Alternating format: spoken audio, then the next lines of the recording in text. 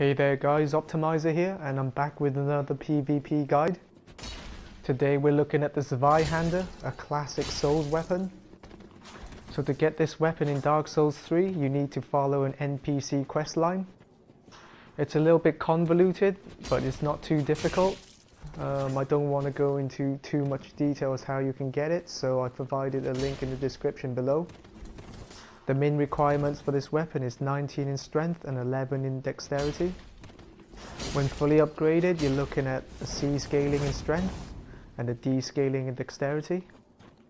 In this guide you'll see me playing with it at +6, non-infused, so it's a regular version. I've got 40 in strength and 11 in dexterity, and my soul level is level 78. So first up, we'll take a look at the moveset and then we'll dive right into the PvP guide.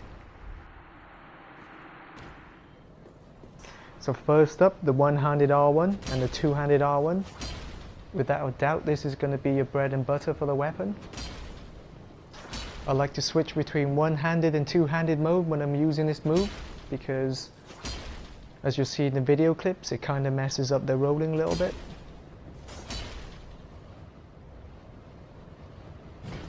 Okay, now you're looking at the one-handed R2 and the two-handed R2. As you can see, it's a two-hit combo. Typically I don't use this within the PvP environment. My main uses for the R2 is to bait in my opponent either for an attack or a parry, and I also use it to punish R1 spammers.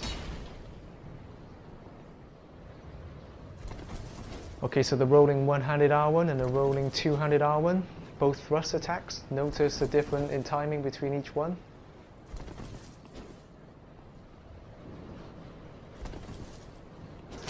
Next up, we're looking at the rolling one-handed R2 and the rolling two-handed R2. Notice that they're both vertical strikes, and notice the difference in timing between the one-handed and two-handed mode. Last but not least, let's take a look at the battle art. After pressing L2, you can either do a horizontal slash or a vertical slash by pressing either R1 or R2 respectively.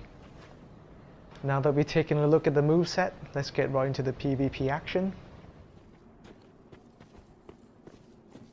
So this video clip is just kind of a general demonstration of how you can use the different types of moveset within the PvP environment. So once you hit confirmed with one R1, you're guaranteed a second R1. That was a demonstration of how you can use a two-handed R2 to punish incoming rolls. As I said earlier, you can use the R2 to bait in your opponent, and that was a demonstration of that. And here is a demonstration of using the two-handed R2 to bait in your opponent. So this clip here demonstrates why it's a good idea to mix up between one-handed R1s and two-handed R1s.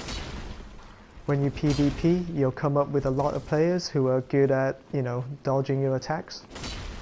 By mixing my moves, I managed to land in two-handed R1s. And because I've been using the two-handed R1s, he's kind of used to the timing. So by going into one-handed mode, he rolls too early and gets punished.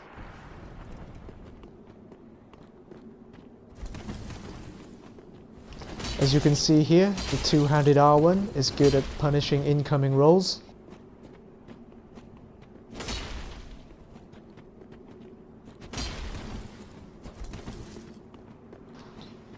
Again, by mixing up my one-handed and two-handed modes, I was able to land two R1s.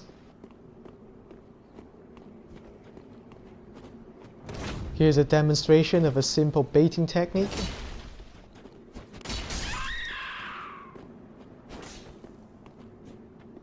Here's how you can use the R2 to bait in your opponent.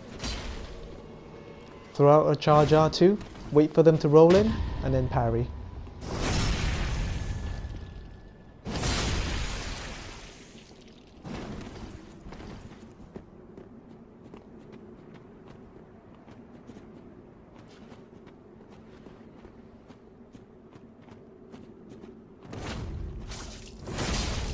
I like to use a two-handed R2 as a wake-up punish, and you can see why.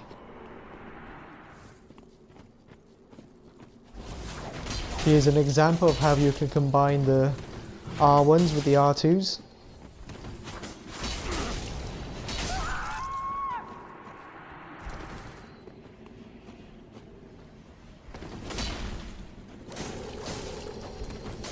Here we're up against a typical S-stock user. What I find effective playing against them is that you want to get up close and personal. If you're at this range where I'm getting R1 spam to death, you're going to get punished. If you're up close and personal, you know, you're going to be at an advantage. And he fell for the R2 bait.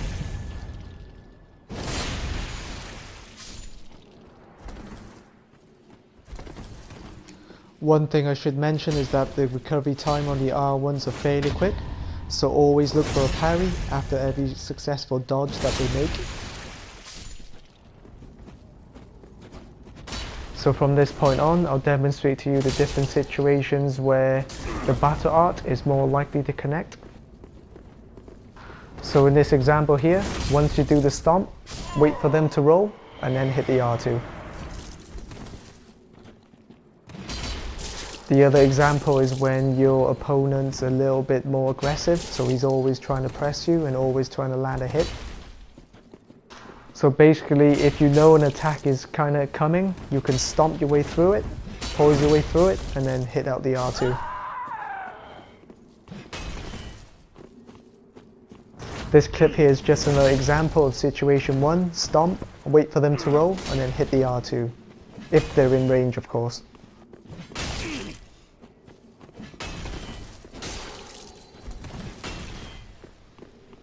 And this is an example of why you shouldn't really throw out a random parry like this guy has.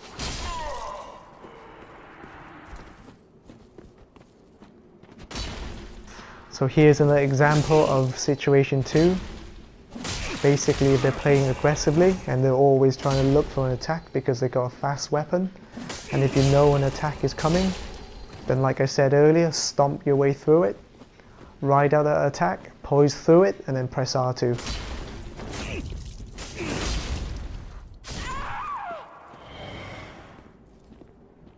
And that's the end of the PvP guide. Thank you for watching.